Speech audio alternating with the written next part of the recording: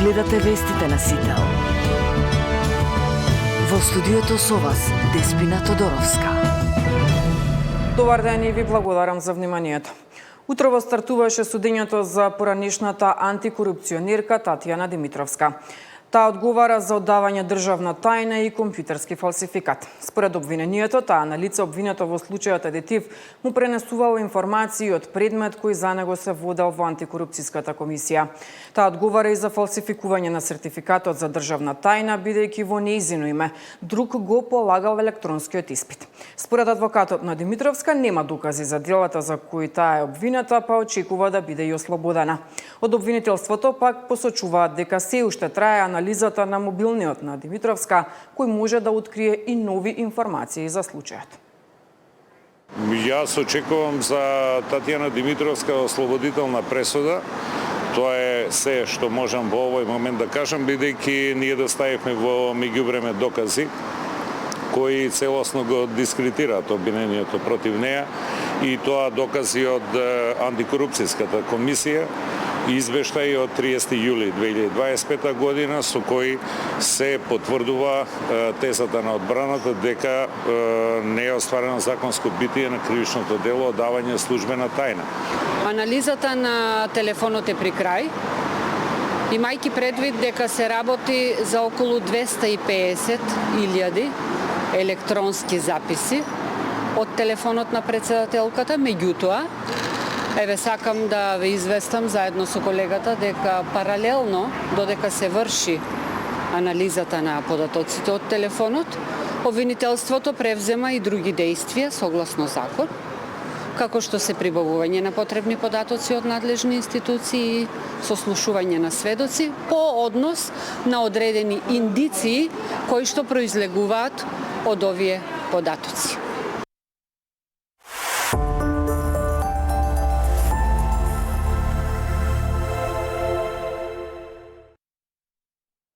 Вториот ден од предизборната кампања, коалицијата предводена од ВМРО-ДПМН ќе одржи митинзи во Струга и Ресен. Утрово дел од програмата презентираше кандидатот за Ѓорче Петров. Стојковски најавува изградба на 3 нови современи спортски комплекси. Во новата програма се обврзуваме на дополнителни работи во делот на спортската инфраструктура, изградба на 3 нови современи спортски комплекси. Во Стопански двор, во Волково Пржина и во местноста викана Полјана во Кучково, каде што Ѓорче Петров ќе добие и првата арена на спортовите. Дополнително се обврзуваме да инвестираме во изградба на нова спортска сала за учениците од подрачното основно училиште Јоаким Крчовски во Никиштани, да извршиме реконструкција и да прераснат во спортски центри дворовите на основното училиште Тихомир Милошевски и основното училиште Ѓорче Петров. Ќе поддржиме и ќе зголемиме поддршката за индивидуалните спортисти и за колективните спортови. Свесни сме и работиме на тоа да во Ѓорче Петров секој еден има услови да се развива и да се гради низ спортот. СДСМ пак денеска програмата ќе ја презентира пред жителите на Штип и Пробиштип. Кандидатката за градоначалник на град Скопје Каја Шукова утрово најави дека Вардариште ќе прирасне во модерна претоварна станица, каде отпадот ќе се селектира и ќе се користи како ресурс. Да стане современа претоварна станица. Тоа значи дека она што ќе го собираме од кантите и контейнерите на ниво на град Скопје, што ќе собира комунална хигиена, тука дополнително ќе се прераспределува, ќе се селектира. И потоа тоа оди на реупотреба. Јас велам, отпадот мора да биде ресурс. Основата на мојата програма е отпадот, што помалку отпад финално да се депонира на Дрисла. Не смееме да дозволиме повторно да има палење на Вардариште. И затоа ние од првиот момент зборувавме дека мора да има затварање на Вардариште, оградување, дека мора да има чуварска служба 24/7, за да нема пристап на други луѓе осим на оние кои што се надлежни, односно јавното претпријатие е комунална хигиена. Кандидатот за градоначалник на Чаир од коалицијата предводена на ДУИ најавува одлучна борба со корупцијата во општината. Османи ветува јавно отворање на сите тендери и крај на договорите во 4 очи. Пресконференција утрово одржа и кандидатот за градоначалник на град Скопје од коалицијата. Секое отварање на понуди за јавни набавки ќе биде јавно со пренос во живо и со снимка достапна на интернет. Доста беше со затворени врати и договори во 4 очи. Чаир ќе биде првата општина каде граѓаните ќе ја гледаат секоја фаза на тендерите, онака како што е дозволено со законот.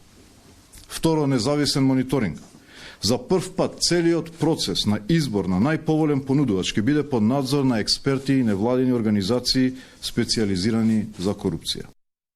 Она што е главното е нееднаквост на сите општини во контекст на градот. Другото е урбанистичкиот хаос, загадениот воздух, нефункционален јавен транспорт, неефикасни јавни предпријатија и без друго слабо менаџирање на градот. Свесни сме дека со низа изборни циклуси сме се соочиле со ваква ситуација. Ние се залагаме да Скопје има модерен, современ менеджмент. Пресконференција попладнево ќе одржи кандидатот на Вреди за градоначалник на општина Чаир. Меѓутоа најавува целосно нов лик на Чаир, изградба на нови градинки и училишта и заживување на старата скопска чаршија. Сега е време за решавање на сообраќајниот хаос и проблемите со паркирањето. Сега е време за решавање на проблемот со чистотата. Сега е време за нови градинки и воведување на едносменска и целодневна настава во нашите училишта низ Чаир. Сега е време за културни фестивали, жива чаршија, отворено културно скопско кале. Сега е време за Чаир како студентски образован и културен центар за албанците.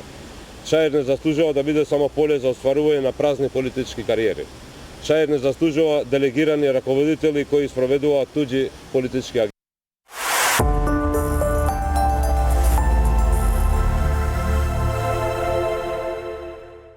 За 5 години Македонија има рецесија од 5000 бебиња, вели премиерот Мицковски. Според него, овие бројки се загрижувачки, а државата веќе работи на повеќе проекти за зголемување на наталитетот.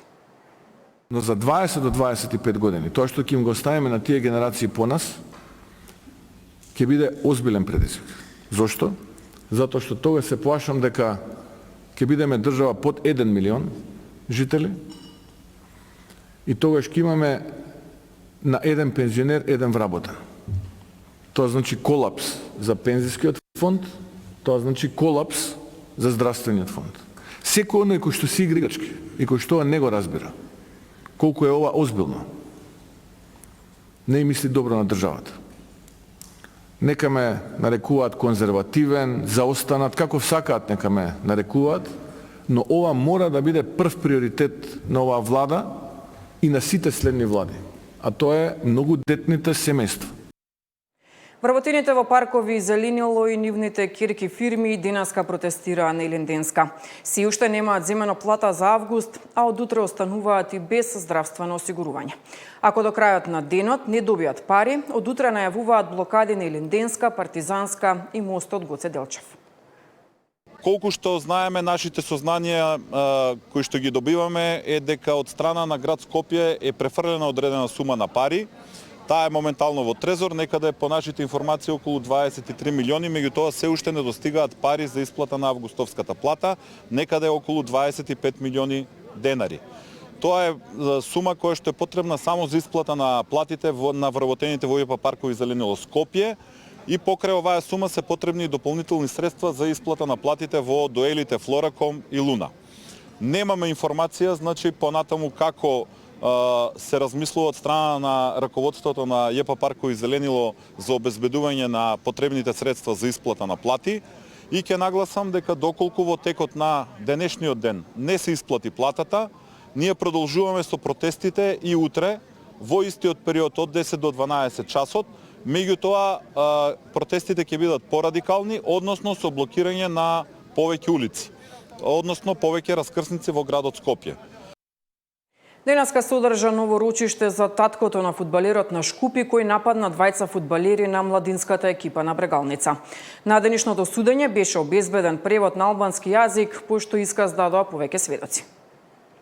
Продолжи судењето за 43 годишниот скопјенец, кој физички се пресмета со двајца малолетни фудбалери на ФК Брегалница на фудбалскиот надпревар на игралиштето Бело Брдово Штип. На претходната главна расправа, одбраната на обвинетиот и на кутатко на еден од фудбалерите на противничкиот тим Шкупи побара симултан превод на целиот судски процес, како и превод на обвинителниот предлог, со образложение дека него говори добро македонскиот јазик и во целост него разбира обвинителниот акт. За второто рочиште основниот суд Штип обезбеди преведувач на албански јазик. Неколку сведоци дадоа исказ пред судот, а искази дадоа и двајцата оштетени фудбалери. Според обвинението, таткото се товари дека со действие ја загрозил сигурноста на две деца родени 2010 година, нанесувајќи им телесни повреди.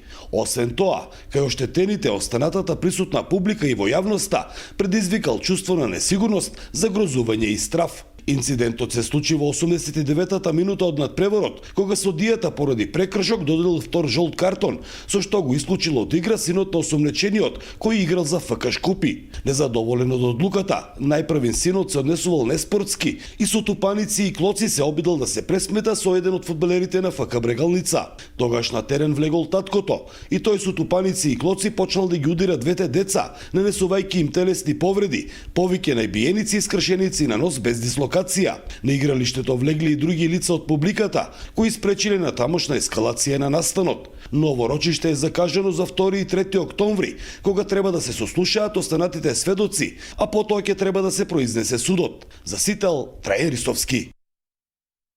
Спасителите на вода во Охрид во текот на летната сезона имале за дури 60% повеќе интервенции во споредба со претходните сезони. Од езерото биле извлечени и над 30 давеници.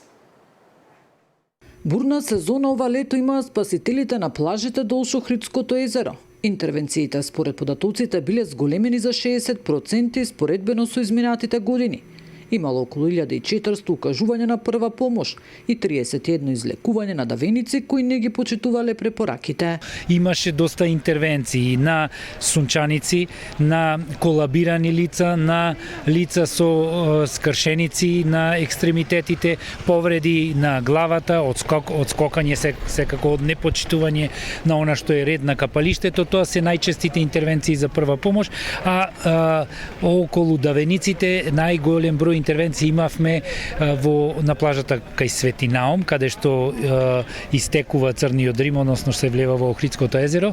Тука имавме најголем број интервенции, што од непочитување на самите капачи, што тоа што ги изненадило вртлозите и она брзо движење на езерото во тој дел. 26 спасители биле ангажирани на 11 плажи долж Охридското и се домина на 2 плажи во Струшкото крајбрежје.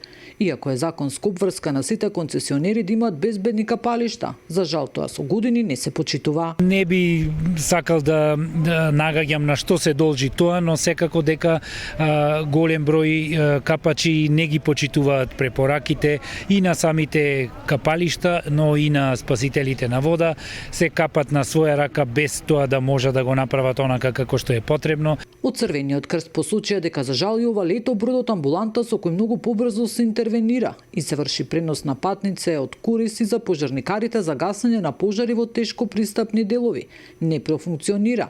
Остана да стои закотвен во каналот Студенчишта поради недостиг на финансии. Нина Ритоновска, Сител телевизија.